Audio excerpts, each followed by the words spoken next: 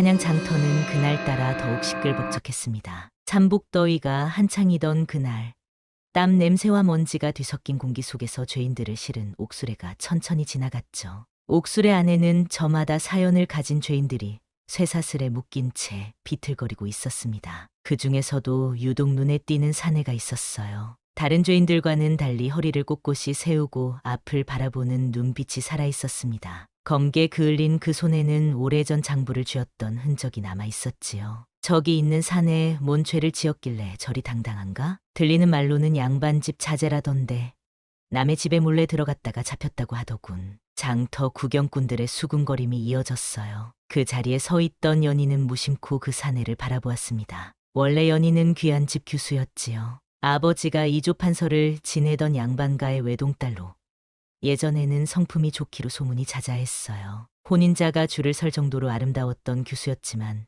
지금은 가세가 기울어 외딴절에 몸을 의탁한 신세였습니다. 아가씨, 저 죄인들 중에 마음에 드는 이가 있으신가요? 장터를 감독하는 포졸이 연희에게 다가와 물었어요. 연희는 가만히 그 사내를 바라보다 입을 열었습니다. 저 사내는 얼마입니까? 100냥이면 데려가실 수 있습니다. 하지만 죄인을 사들인다는 건 위험한 일이 될 수도 있사옵니다. 연희는 잠시 망설였습니다. 집이 망하기 전 아버지가 마지막으로 건네준 200냥이 유일한 재산이었으니까요. 하지만 왠지 모를 끌림에 연희는 고개를 끄덕였어요. 좋습니다. 100냥을 드리겠습니다. 그렇게 연희는 전 재산의 절반을 내주고 그 사내를 사들였습니다. 사내의 이름은 서구였어요. 조선 최대의 상단인 풍신상단 주인의 아들이었지만 지금은 죄인 신세였지요. 연희가 서구에게 다가가자 서구는 담담한 표정으로 연희를 바라보았습니다. 왜 저를 사들이셨습니까? 말하기 어렵네요. 나도 잘 모르겠습니다.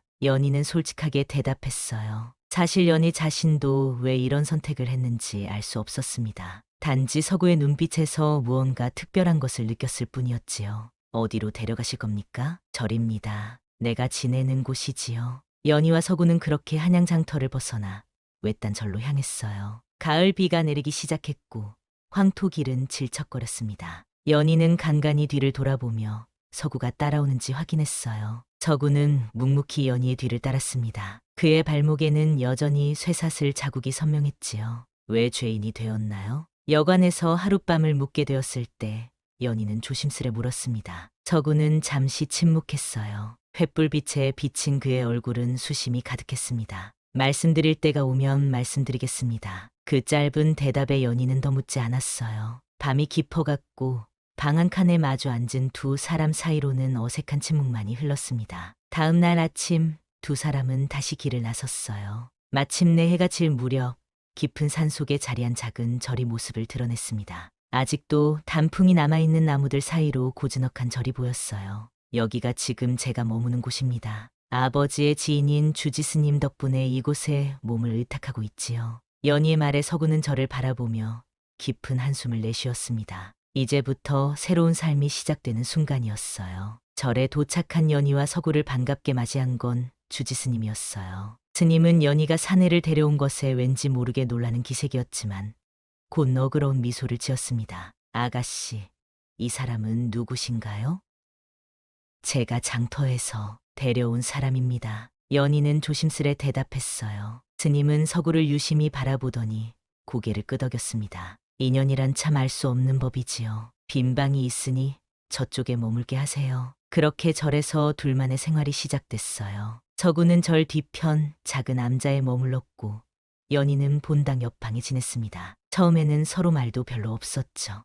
연희는 은근히 서구를 경계했고 서구 역시 자신의 일에만 집중했습니다. 며칠이 지나자 서구는 절 주변의 일을 돕기 시작했어요. 장작을 패고 물을 길어오고 낡은 담벼락을 고치기도 했습니다. 스님들은 그런 서구를 반기며 차츰 마음을 열었지요. 아가씨, 저 사람이 왜 죄인인지 아십니까? 어느 날 주지스님이 연희에게 물었어요. 아직 물어보지 않았습니다. 사람의 눈빛을 보면 그 사람의 마음을 알 수 있다고 하지요. 저 사람의 눈빛은 맑습니다. 어떤 사연이 있을지 모르지만 나쁜 사람은 아닌 것 같아요. 스님의 말에 연희는 고개를 끄덕였습니다. 연희도 서구에게서 그런 느낌을 받았으니까요. 하지만 여전히 서구는 자신의 과거에 대해 입을 다물고 있었어요. 가을이 깊어가던 어느 날 밤이었습니다. 연희는 목욕을 하기 위해 절 뒤편 작은 폭포가 있는 곳으로 향했어요. 달빛 아래 차가운 물에 몸을 담그고 있을 때였습니다. 갑자기 나뭇가지가 부러지는 소리가 들렸어요.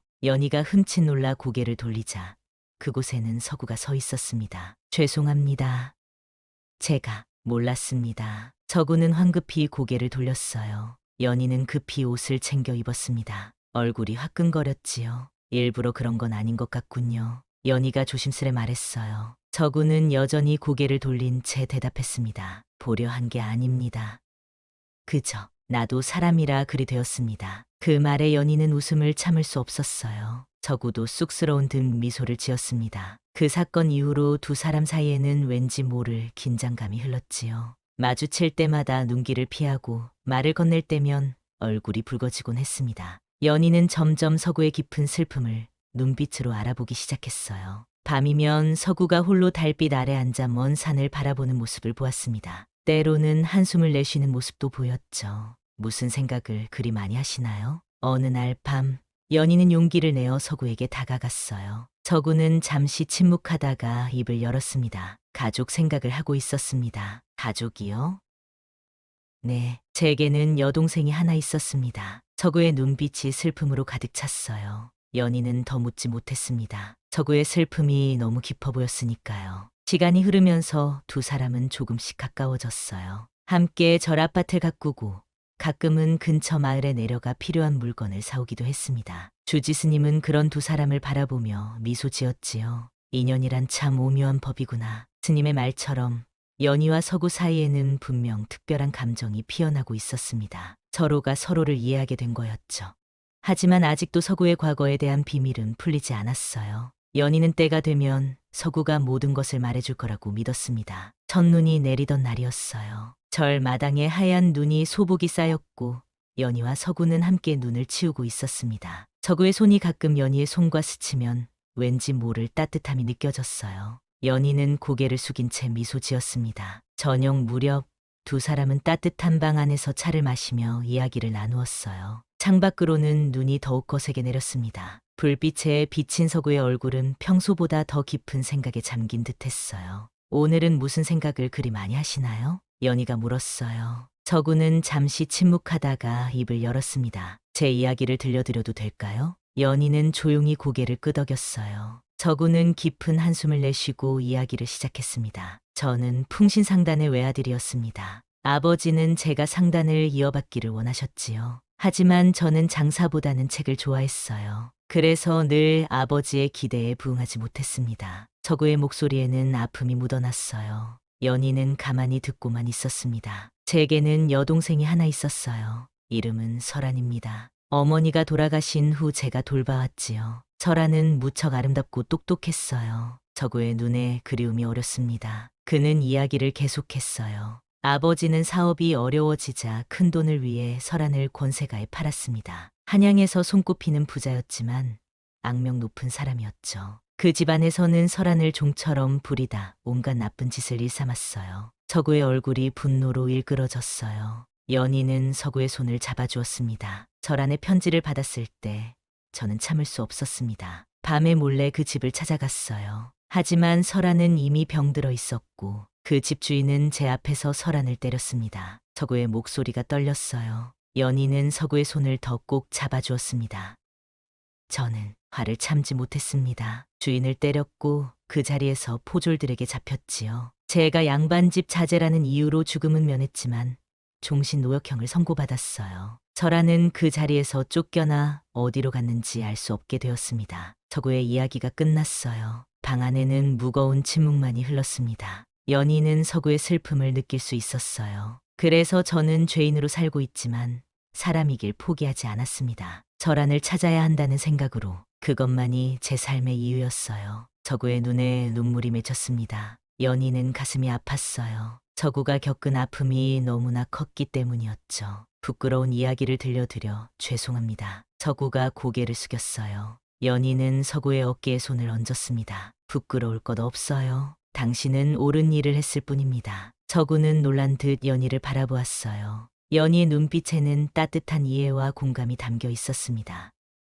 제가 도울 수 있는 일이 있을까요? 연희가 물었어요. 서구는 고개를 저었습니다. 이미 충분히 도와주셨습니다. 노역형에서 벗어나게 해주셨으니까요. 저란을 찾을 수 있을 거예요. 포기하지 마세요. 연희의 말에 서구는 조용히 미소 지었어요. 그날 밤 두 사람은 평소보다 더 가까워진 느낌이었습니다. 서구의 비밀을 알게 된 연희는 그를 더 깊이 이해하게 되었어요. 다음 날 아침 눈이 그치고 맑은 하늘이 펼쳐졌습니다. 연희는 절마당에서 서구를 바라보았어요. 서구는 스님들과 함께 눈길을 치우고 있었습니다. 그의 모습에서 어제와는 다른 편안함이 느껴졌어요. 비밀을 나눈 후에 가벼워진 마음이었을까요? 연희는 생각했습니다. 어쩌면 자신이 서구를 사들인 것은 우연이 아닐지도 모른다고요. 두 사람의 만남은 이미 정해진 운명이었는지도 모르겠다는 생각이 들었습니다. 겨울이 깊어가면서 절의 생활은 조용하고 평화로웠어요. 서구는 매일 아침 일찍 일어나 절 주변을 정리하고 때로는 주지스님과 함께 경전을 읽기도 했습니다. 연희는 절 안에서 음식을 준비하거나 옷을 짓는 일을 도왔어요. 두 사람은 자연스럽게 서로의 존재에 익숙해져 갔습니다. 어느 날 저녁 먹구름이 몰려오고 천둥 소리가 울렸어요. 곧 굵은 빗방울이 떨어지기 시작했습니다. 연희는 빨래를 거두려 서둘러 마당으로 나갔어요. 갑자기 천둥이 크게 치면서 연희는 놀라 넘어질 뻔했습니다. 그때 서구가 연희를 붙잡아 주었어요. 괜찮으십니까? 서구의 손이 연희의 어깨를 감싸고 있었습니다. 두 사람의 눈이 마주쳤어요. 빗속에서 서구의 얼굴이 연희에게 가까이 다가왔습니다. 연희는 심장이 빠르게 뛰는 것을 느꼈어요.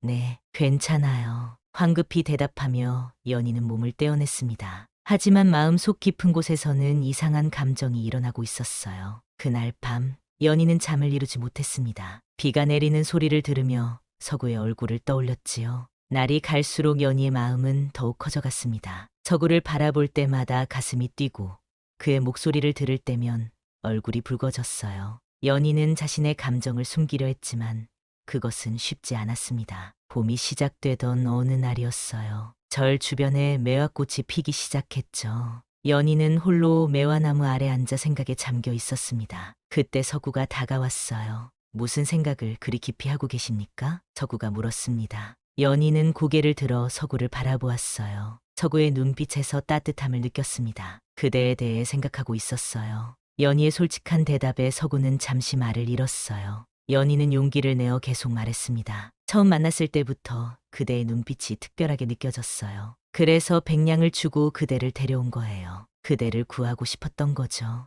연희의 말에 서구의 눈빛이 달라졌어요. 그의 눈에는 깊은 감동이 어려 있었습니다. 저는 아가씨의 은혜를 어떻게 갚아야 할지 모르겠습니다. 은혜라 생각하지 마세요. 그저 우리의 만남이 운명이라고 생각해요. 연희의 말에 서구는 조심스레 연희의 손을 잡았습니다. 두 사람의 손이 맞닿은 순간 연희는 온몸에 전율이 일어나는 것을 느꼈어요. 제 마음을 고백해도 될까요? 서구가 조용히 물었습니다. 연희는 고개를 끄덕였어요. 서구는 깊은 숨을 내쉬고 말했습니다. 저는 아가씨를 사랑합니다. 하지만 저 같은 죄인이 감히 이런 마음을 품는 것이 옳은지 모르겠습니다. 서구의 진심 어린 고백에 연희의 눈에 눈물이 고였어요. 연희는 자신도 모르게 서구를 끌어안았습니다. 그대를 구하고 싶었소. 그 말과 함께 연희의 입술이 서구의 입술에 가볍게 닿았어요. 매화 향기가 두 사람을 감쌌습니다. 서구는 연희를 조심스럽게 안아주었어요. 그 순간 두 사람은 세상의 모든 걱정을 잊었습니다. 그날 밤 두 사람은 함께 별을 보며 이야기를 나누었어요. 서구는 어린 시절 꿈꿨던 미래에 대해 말했고 연희는 자신의 가족에 대한 추억을 나누었습니다. 금기된 신분, 넘지 말아야 할 경계가 있었지만 두 사람의 마음은 이미 하나로 이어져 있었어요. 앞으로 어떻게 될까요? 연희가 물었습니다. 서구는 연희의 손을 꼭 잡았어요. 모르겠습니다. 하지만 아가씨와 함께라면 어떤 미래도 두렵지 않습니다. 서구의 말에 연희는 미소 지었어요. 두 사람은 서로의 상처를 어루만지며 점점 더 깊이 엮여갔습니다. 서로에게 의지하고 서로를 이해하며 서로를 사랑하는 마음이 커져갔어요. 봄이 깊어가면서 두 사람의 사랑도 더욱 깊어졌습니다. 주지 스님은 그런 두 사람을 바라보며 미소 지었어요. 스님은 두 사람의 인연이 깊다는 것을 알고 있었습니다. 봄비가 내리던 어느 날이었어요. 연희는 서구와 함께 근처 마을에 필요한 물건을 사러 나갔습니다. 장터는 사람들로 북적였지요. 두 사람은 손을 맞잡고 장터를 둘러보며 즐거운 시간을 보냈어요. 그때였습니다. 한쪽 구석에서 누군가가 쓰러져 있는 모습이 보였어요. 사람들은 그저 지나칠 뿐이었습니다. 저구는 무심코 그쪽을 바라보다가 갑자기 얼굴이 창백해졌지요. 저란이다. 저구의 떨리는 목소리에 연희도 그쪽을 바라보았어요. 거지꼴로 쓰러져 있는 여인은 분명 누군가를 기다리는 듯했습니다. 저구는 황급히 그 여인에게 달려갔어요. 설하나, 설하나. 저구가 여인을 부르자 여인은 천천히 고개를 들었습니다. 초점 없는 눈빛으로 서구를 바라보던 여인의 눈에 눈물이 흘렀어요. 오빠, 그 한마디와 함께 여인은 서구의 품에 안겼습니다. 서구의 눈에서도 눈물이 흘렀어요. 오랜 세월 찾아 헤매던 여동생을 드디어 만난 것이었습니다. 어떻게 된 거니?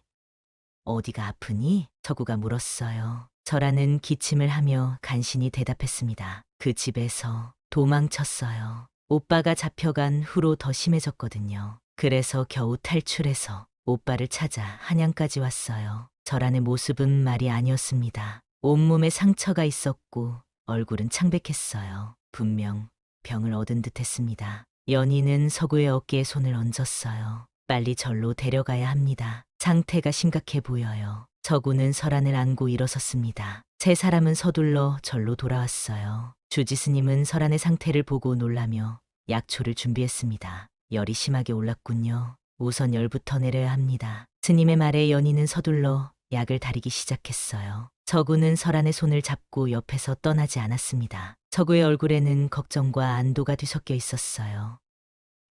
오빠, 정말 오빠 맞아요? 설안이 힘없이 물었습니다. 저구는 고개를 끄덕였어요. 그래, 나야. 이제 걱정 마. 내가 지켜줄게. 저구의 말에 설안은 안심한 듯 잠이 들었습니다. 연희는 약을 들고 와서 설안에게 먹였어요. 저구는 감사의 눈빛으로 연희를 바라보았습니다. 도와주셔서 감사합니다. 당연한 일이에요. 연희는 미소 지었습니다. 저구와 연희는 밤새 번갈아가며 설안을 간호했어요. 설안의 열은 조금씩 내리기 시작했습니다. 다음 날 아침 설안은 조금 상태가 나아졌어요. 하지만 여전히 약했습니다. 연희는 자신의 곡물 자금을 털어 좋은 약재를 구했어요. 저구는 그런 연희를 보며 눈물을 참지 못했습니다. 이렇게까지 해주시다니 어떻게 감사의 말씀을 드려야 할지. 저구는 연희 앞에 무릎을 꿇고 고개를 숙였어요. 연희는 서구를 일으켜 세웠습니다. 우리는 이미 한 가족이나 다름없어요. 설안이 당신의 동생이라면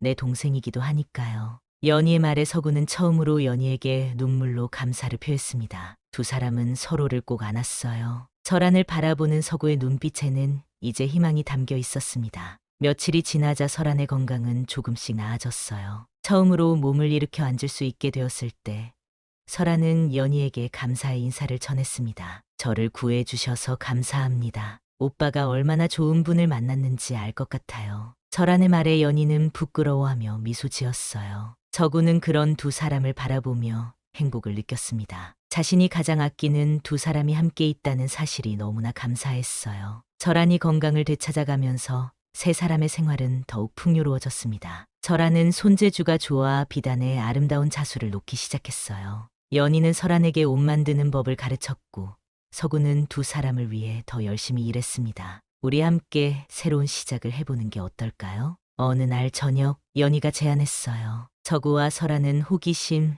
어린 눈빛으로 연희를 바라보았습니다. 여름이 시작되었어요. 절 주변의 나무들은 푸른 잎으로 가득했고 작은 연못에는 연꽃이 피어나기 시작했습니다. 설안의 건강은 완전히 회복되었고 세 사람은 새로운 계획을 세우기 시작했어요. 남은 백냥으로 장사를 시작하면 어떨까요? 연희의 제안에 서구는 눈을 반짝였습니다. 그는 풍신상단 출신이었기에 장사에 대한 안목이 있었어요. 좋은 생각입니다. 제가 아버지에게서 배운 장사 수완을 발휘할 수 있을 것 같아요. 설안도 기뻐하며 말했습니다. 저도 비단 자수로 도울 수 있어요. 예전에 배운 솜씨가 있으니까요. 그렇게 세 사람은 한양 장터에서 물물 교환을 시작했어요. 연희는 남은 백냥으로 필요한 물건들을 구입했고 저구는 장터의 흐름을 파악해 어떤 물건이 잘 팔릴지 조언했습니다. 설안은 아름다운 자수를 놓은 비단 소품들을 만들었어요. 처음에는 작은 포장마차 수준으로 시작했습니다. 연희는 장터 한켠에 자리를 마련하고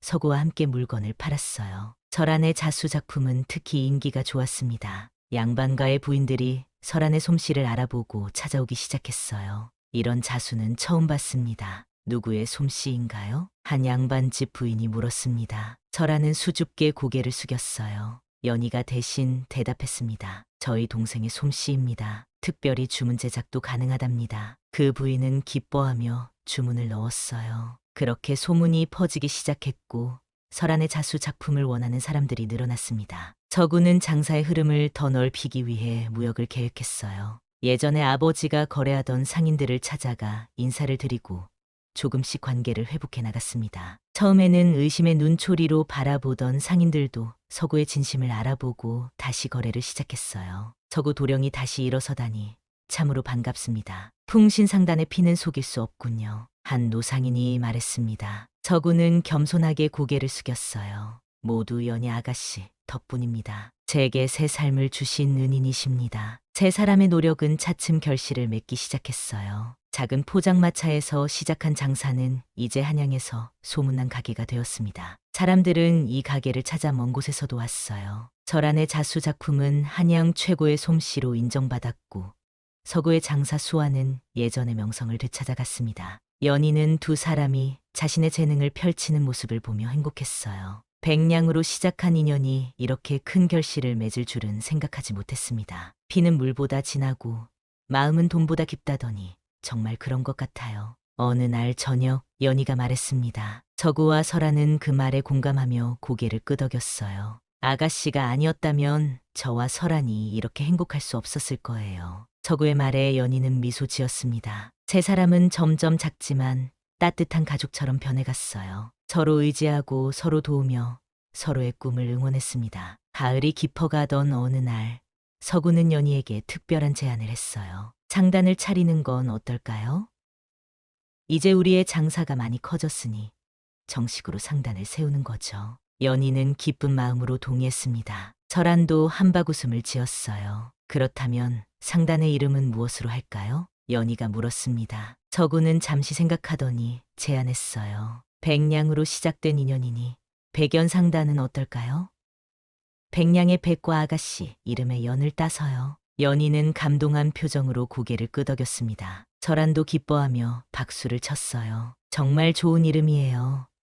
백냥의 인연이 이렇게 큰 꿈으로 이어지다니 정말 놀랍네요. 그렇게 백연상단의 꿈이 시작되었습니다. 세 사람은 더 큰 꿈을 위해 밤낮으로 열심히 일했어요. 서구는 무역 경로를 확장하고 설아는 더 많은 비단 작품을 만들었으며 연희는 전체적인 살림을 총괄했습니다. 백연상단의 소문은 점점 더 퍼져나갔어요. 사람들은 말했습니다. 풍신상단의 후계자가 새로운 상단을 열었다더군. 그 상단의 비단은 정말 아름답다고 하더라. 모든 것이 백냥에서 시작되었다는 이야기도 있어. 이듬해 봄, 백연상단은 공식적으로 문을 열었습니다. 한양에서도 좋은 위치에 자리를 잡았어요. 서구는 연희의 도움으로 관아에 청원을 넣어 공식적으로 신분을 회복했고 이제는 당당히 상인으로서 활동할 수 있게 되었습니다. 이 모든 것이 아가씨 덕분입니다. 서구는 언제나 연희에게 감사를 표했어요. 연희는 그런 서구를 바라보며 미소 지었습니다. 우리 함께 이루어낸 일이에요. 백연상단의 개업식은 성대하게 열렸어요. 한양의 많은 상인들과 양반들이 찾아와 축하를 건넸습니다. 설안의 자수 작품은 전시회처럼 진열되었고 사람들은 그 아름다움에 감탄했어요. 이런 솜씨는 처음 봤소. 정말 대단하오. 왕실의 진상에도 될 만한 수준이로구려. 사람들의 칭찬에 설아는 수줍게 미소 지었습니다. 그녀의 작품은 이제 한양을 넘어 전국에서 찾는 보물이 되었어요. 백연상단은 단순한 상단을 넘어 더 많은 일을 시작했습니다. 서구는 배를 구입해 외국과의 무역을 확장했고 연희는 상단 옆에 작은 서당을 열어 가난한 아이들을 가르치기 시작했어요. 설아는 자신처럼 어려움에 처한 여성들에게 자수를 가르치며 자립할 수 있도록 도왔습니다. 우리가 받은 행복을 다른 이들과 나누고 싶어요. 연희의 말에 서구와 설아는 깊이 공감했어요. 세 사람은 자신들이 겪었던 어려움을 기억하며 어려운 이웃들을 돕기 위해 노력했습니다. 백연상단은 곧 한양에서 가장 신뢰받는 상단 중 하나가 되었어요. 정직한 거래와 질 좋은 물건, 그리고 따뜻한 마음씨로 사람들의 사랑을 받았습니다. 설안의 비단 예술품은 이제 왕실에서도 찾는 명품이 되었어요. 설안의 비단을 왕비마마께서 보고 싶어 하신다는 소식이 왔습니다. 어느 날 궁궐에 사자가 찾아왔어요. 설아는 놀라며 연희와 서구를 바라보았습니다. 서구는 자랑스러운 표정으로 설아의 어깨를 토닥였어요. 내 재능이 마침내 인정받는구나. 설아는 왕비를 위한 특별한 작품을 만들기 시작했습니다. 밤낮으로 정성을 다해 수를 놓았어요. 마침내 완성된 작품은 그야말로 예술이었습니다. 연꽃이 피어나는 연못과 그 위로 날아오르는 학을 수놓은 비단은 보는 이의 마음을 사로잡았어요. 왕비는 설안의 작품에 크게 감동했고 설안에게 궁중 비단 장인의 자리를 제안했습니다. 하지만 설안은 정중히 거절했어요. 감사합니다만 저는 제 가족과 함께 백연상단에서 일하고 싶습니다. 설안의 결정에 연희와 서구는 감동했습니다. 세 사람의 유대는 더욱 깊어졌어요. 세월이 흐르면서 백연상단의 이름은 더욱 널리 알려졌습니다. 사람들은 백연상단의 이야기를 전설처럼 전했어요. 백냥으로 시작된 이야기라지? 그래. 몰락한 양반가의 아씨가 죄인을 백냥에 사들였다더군. 그 죄인이 알고 보니 풍신상단의 후계자였다지. 이제는 한양에서 가장 큰 상단이 되었다니 정말 놀라운 일이야. 사람들의 이야기 속에서 연희와 서구 그리고 설안의 이름은 점점 더 유명해졌습니다. 하지만 세 사람은 언제나 처음의 마음을 잊지 않았어요. 어려운 이웃을 돕고 정직하게 장사하며 서로를 사랑하는 마음이었습니다. 우리의 이야기가 다른 이들에게 희망이 되면 좋겠어요. 연희가 말했습니다. 서구는 연희의 손을 잡으며 고개를 끄덕였어요. 백냥의 가치를 넘어선 인연의 소중함을 많은 이들이 알게 될 거예요. 설안도 미소 지으며 두 사람의 손 위에 자신의 손을 얹었습니다. 세 사람의 마음은 하나로 이어져 있었어요. 5년의 세월이 흘렀습니다. 연희와 서구가 처음 만났던 그 절터 자리는 이제 멋진 장터와 서당이 되었어요. 백연상단은 조선에서 가장 큰 상단 중 하나로 성장했고 수많은 사람들에게 일자리를 제공했습니다. 설안의 비단 학교에서는 수많은 여인들이 자수를 배워 자립의 길을 찾았어요. 어느 가을날 백연상단의 10주년을 맞아 큰 잔치가 열렸습니다. 한양에 많은 사람들이 모여 축하했어요. 연희와 서구는 이제 부부가 되어 두 아이의 부모가 되었고 설아는 한 상인과 혼인하여 행복한 가정을 이루었습니다. 잔치 중에 서구는 모두 앞에 나서서 이야기를 시작했어요. 오늘 이 자리에 함께해 주신 모든 분들께 감사드립니다. 10년 전 저는 죄인의 신세로 옥술에 실려 있었습니다. 그때 연희 아가씨가 저를 백냥에 사들이셨지요. 사람들은 서구의 이야기에 귀를 기울였습니다. 그의 목소리에는 깊은 감동이 묻어났어요. 그 백냥이 저와 제 동생의 인생을 다시 태어나게 했습니다. 백냥의 가치는 돈 그 이상이었습니다. 사람의 마음을 알아보는 눈, 그리고 그 마음을 믿고 함께 걸어가는 용기였지요. 서구의 말에 많은 사람들이 감동하여 고개를 끄덕였어요.